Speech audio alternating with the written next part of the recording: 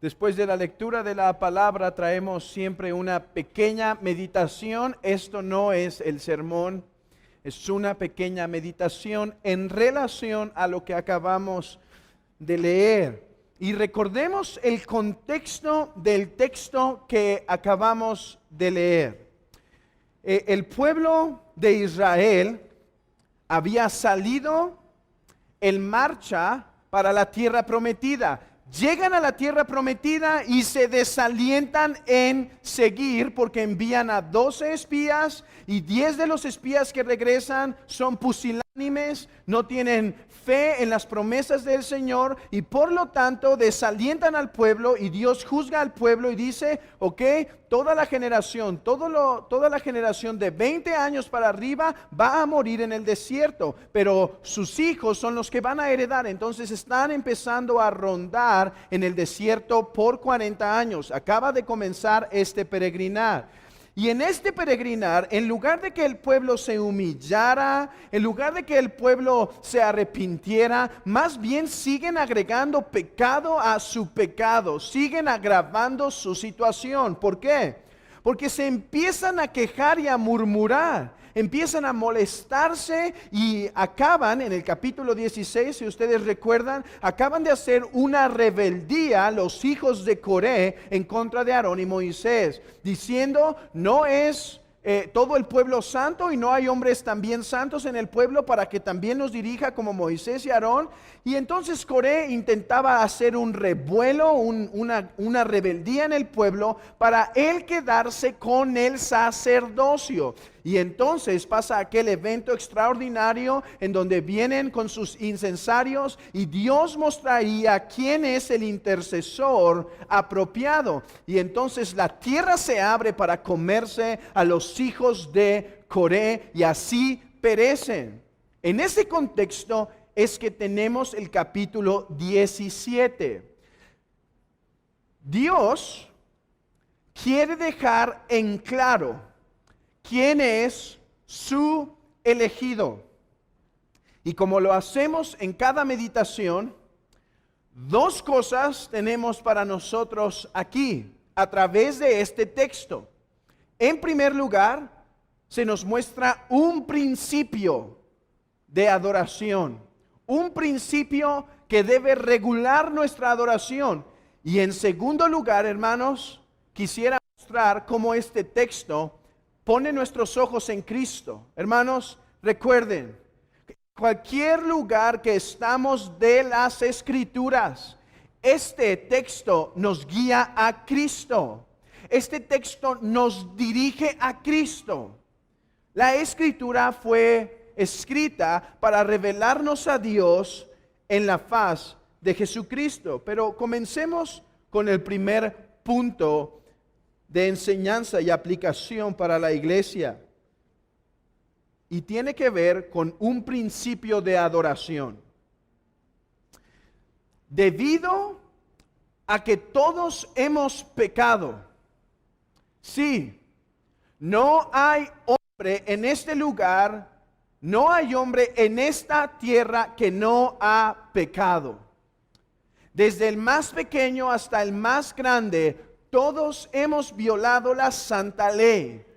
Escuchen, desde el momento en que hubo pecado, el hombre ya no se puede acercar a Dios sin mediador. El hombre ya no se acerca a Dios sin mediador. ¿Por qué? Porque si el hombre se acerca a Dios directamente, sin un mediador, sin un fiador, sin alguien que abogue por su causa, Dios le juzga. Sí, amigo, en esta mañana, si tú te presentaras ante Dios y te acercaras a Él sin mediador, Él te juzgaría por su perfecta ley y el juicio sería culpable. No hay hombre que se pueda acercar a Dios sin mediador. Y es por eso que Dios enseñó al pueblo de Israel e instituyó el oficio de Aarón, el oficio sacerdotal. Hermanos, el oficio sacerdotal Es algo que aún que conocemos más detalladamente por Aarón, pero que aún se nos dice que había en tiempos de Abraham un varón sacerdote de Dios llamado Melquisedec. Es que el hombre después de la caída nunca se acerca a Dios sin un mediador, sin alguien que interceda, sin un sacerdote. Eso era lo que era el oficio de Aarón, un sacerdote. ¿Y cuál era el propósito del sacerdote? Ofrecer sacrificios para permitir que el pueblo se acercara a Dios. Oficio privilegiado. De hecho, dice el autor de Hebreos que nadie puede tomar este derecho de ser sacerdote por su propia cuenta, sino que es algo que Dios pone, ¿sí? Es algo que Dios da. Y es lo que estamos viendo aquí. Coré, los hijos de Coré, dijeron: ¿por qué solo Aarón es sacerdote? Yo, que soy levita, también quiero ser sacerdote. ¿Y cuál es la enseñanza de Dios? No, la tierra se abre y los come, los come. Mueren al instante por intentar atribuirse el sacerdocio por su propia voluntad. De hecho, ese es uno de los dilemas con el que tiene que lidiar el autor de los Hebreos, el libro a los Hebreos, la epístola a los Hebreos. ¿Por qué? ¿Quién recibe el sacerdocio? Aarón. Y después de Aarón, ¿quién? ¿Judá? No. Cristo viene de la tribu de Judá. Pero Judá no es sacerdote. ¿Cómo es que Cristo puede ser sacerdote si no es de Leví? ¿Pueden ver? El autor de Hebreos lidia con este problema. Porque algunos pueden preguntar, ¿cómo es que Cristo puede ser sacerdote de Dios si él no es de Leví? Él es de Judá y los de Judá no tienen ese derecho. El punto del autor de Hebreos, y ahí es donde nos vincula a Melquisedec, dice: ¿por qué se sorprenden de que hay un sacerdote que no es de la tribu de Leví? Ya había uno que había sido sacerdote y no era de la tribu de Leví. Es más, Leví le pagó tributo a este sacerdote. ¿Quién? Melquisedec. Melquisedec no era de la tribu de Leví. Abraham en sus lomos llevaba a Leví y da los tributos, el diezmo a Melquisedec. Y entonces declaran: Cristo es sacerdote porque Dios le dio, Dios el Padre le dio esta labor y esta prerrogativa. Sin este derecho, nadie tiene el privilegio. Nadie tiene el privilegio de volverse sacerdote de Dios. Y aquí está el principio que quiero traer delante de ustedes, hermanos. Adoremos a Dios con gran cautela. Adoremos a Dios como Él lo ha establecido. Las iglesias de nuestros días han empezado a adorar a Dios de acuerdo a sus imaginaciones. De hecho, dice Juan Calvino en su tratado de por qué es necesario reformar la iglesia, que el corazón de la reforma protestante, el corazón, la médula, fue quitar toda la falsa adoración de los papistas de Roma y buscar adorar a Dios de la forma correcta. ¿Y cuál es el comienzo? ¿Cuál es el comienzo para adorar a Dios de la forma correcta? El Evangelio. El Evangelio. Alguien podría decir el principio regulador. Y sí, ciertamente es un principio muy importante, pero antes es el Evangelio, porque amigo, nadie se puede acercar a Dios por otro mediador, por una mediadora, por algunos mediadores, por sus propias obras. Dios establece la forma en la cual los hombres se acercan a Él y ha declarado que es a través del sacerdocio y obra de intercesión de Jesucristo y nada más. Y nada más. Si tú te acercas al Padre y buscas el perdón de tus pecados por cualquier otra forma, el mismo destino que los hijos de Coré te es reservado. La tierra abierta para comerte. Ese es el principio que tenemos aquí. Dios va a demostrar por medio de un milagro quién es su sacerdote. Y entonces las tribus traen varas. 12 varas, 12 tribus. Y en cada una de ellas se escribe el nombre del príncipe de cada tribu. Y entonces Moisés toma las varas, las lleva al tabernáculo, y Dios iba a mostrar quién. Y la forma en la cual demuestra quién es, porque una reverdece, florece y da fruto, almendros. No obstante, las otras quedan secas. Y así Dios demuestra a Aarón. Aarón es mi sacerdote. Tomemos por lo tanto en primer lugar este principio. Adoremos a Dios y busquemos adorar a Dios solo como Él lo ha establecido. Y claro, de ahí se deriva el principio regulador. Nosotros adoramos a Dios en la iglesia no de acuerdo a nuestras imaginaciones, preferencias o sugerencias de Satanás, como dice la confesión de fe, sino a través de lo que está escrito aquí.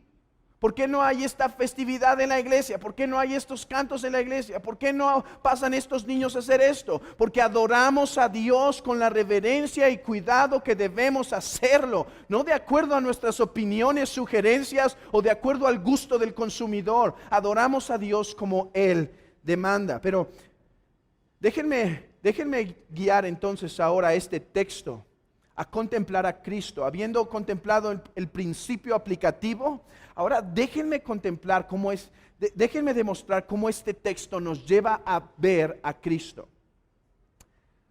Hermanos, que la vara reverdece no es sino la confirmación del sacerdocio de Aarón. Un milagro se utiliza para confirmar que Aarón es el sacerdote elegido. Hermanos, ¿qué es este milagro de la vara? Hermanos, estaba muerta la vara, ¿sí? La cortaron, muerta, ya no tiene más vida. El milagro es que reverdece. ¿Cómo reverdece? No por la raíz, no por el agua, no por los nutrientes, no por el sol, por un acto directo de Dios, reverdece. Y así se confirma que Él es el sacerdote. Hermanos, ¿no es esto una perfecta imagen de la resurrección de Cristo como el acto divino que confirma el sacerdocio de Cristo? Vean esto. Cristo cortado. De hecho, en Isaías 53 dice que es como una hierba, ¿sí? Cortado de la tierra, cortado de los vivientes, es el lenguaje que usa Isaías 53.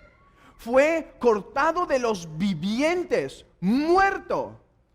Verdaderamente muerto. Se acerca uno para verificar si estaba muerto, porque era tiempo de la Pascua. Entonces iban a matarlos de una forma más rápida. Recuerden, la crucifixión podría durar días o incluso algunas semanas en algunos casos, donde los hombres morían lentamente. Entonces, debido a que es Pascua, tienen que acercarse para verificar que Cristo ya está muerto, y le van a quebrar las rodillas, pero la Escritura no se podía quebrantar de que ninguno de sus huesos fue quebrantado. Y por lo tanto se dan cuenta que Cristo murió. Fue tan lacerado, tan lastimado, tan afligido externamente por los hombres, que cuando fue crucificado solo pasó un periodo de unas horas para que muriera completamente. Y entonces dice la Escritura que entregó el Espíritu. Lo toman, está muerto, como la vara de Aarón, no tiene ya fuente de vida. Jesucristo muerto. De hecho, es lo que algunos creen que significa el credo de los apóstoles cuando dice que fue sepultado y descendió a los infiernos. Algunos piensan que esa frase es decir, murió, o sea, descendió al sepulcro. como la vara de Aarón, al siguiente día, en el caso de Cristo, a los siguientes días,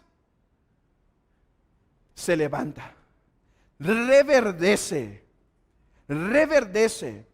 resucita con gran fruto. Hermanos, en la resurrección de Cristo no solo Él lo resucitó, Él trajo fruto consigo.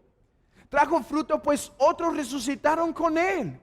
Y por medio de ese milagro de la resurrección, que es un acto trinitario, el Padre lo levanta de los muertos. Cristo toma su propia vida porque Él dice, yo pongo mi vida y tengo poder para tomarla nuevamente. Y el Espíritu Santo le resucita, un acto trinitario donde Cristo resucita y en su resurrección se confirma que Él es el único sacerdote y el único mediador entre Dios y los hombres. Por eso el apóstol Pablo en Romanos capítulo 1 versículo 4 dice que por medio de la resurrección Cristo fue declarado Hijo de Dios con poder. ¿A qué se refiere que fue declarado Hijo de Dios con poder? Está él usando el lenguaje de Salmo 2, donde dice que en la resurrección queda evidenciado que Cristo es el representante de Dios y el mediador de los hombres y no hay más. Por eso dice en Timoteo también que fue justificado en el Espíritu. ¿Qué quiere decir que fue justificado en el Espíritu en su resurrección? Quiere decir que quedó declarado, quedó manifestado que Él es mediador. Oh hermanos, y esa es nuestra gran confianza en el Salvador en el cual nosotros descansamos. Esa es nuestra gran confianza. Que a diferencia de los otros sacerdotes que mueren, este vive para siempre a la diestra del Padre para interceder, porque Él se levantó de los muertos y nunca más muere. Y hermanos, ¿qué celebramos en esta mañana? Sino el santo bautizo que representa esta profunda realidad. Aquel que se bautiza es aquel que dice, he dejado de confiar en la falsa religión, he dejado de confiar en mis propias obras y ahora Cristo, el que murió pero resucitó, es mi esperanza.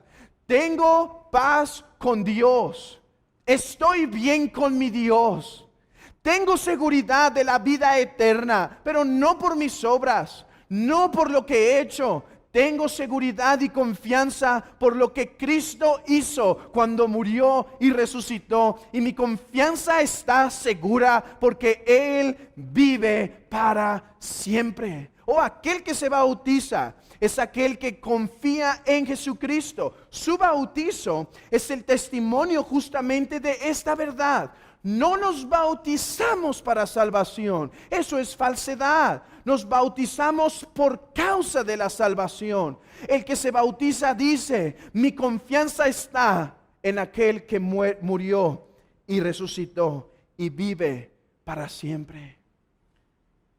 Aquel que es bautizado da testimonio público que la paz que tal hombre tiene con Dios proviene del único y suficiente Salvador. Y en eso nos regocijamos en esta mañana, en poder testificar, porque hermanos, es cierto que una es la que se bautiza en esta mañana, pero Pablo nos llama en Romanos capítulo 6 a recordar el sacrificio de Cristo por nosotros. Aquel que es bautizado no solo testifica que tiene perdón de pecados, testifica que su vida es nueva. Oh, cuán necesario es escuchar esto en nuestros días. Al cristianismo se le ha olvidado que aquel que recibe perdón también recibe un nuevo corazón y que con este nuevo corazón su vida es transformada. Eso significa el bautizo, hermanos. Muerto al pecado, resucitado para andar en vida nueva. Hermanos, gocémonos con este santo sacramento, esta santa ordenanza, este santo símbolo que nos es dado. y que el Señor confirme por medio de esta agua el corazón de nuestra hermana en Cristo, que le confirme y que le aliente y que le asegure. Pero hermanos, también a nosotros al contemplar esta santa ordenanza.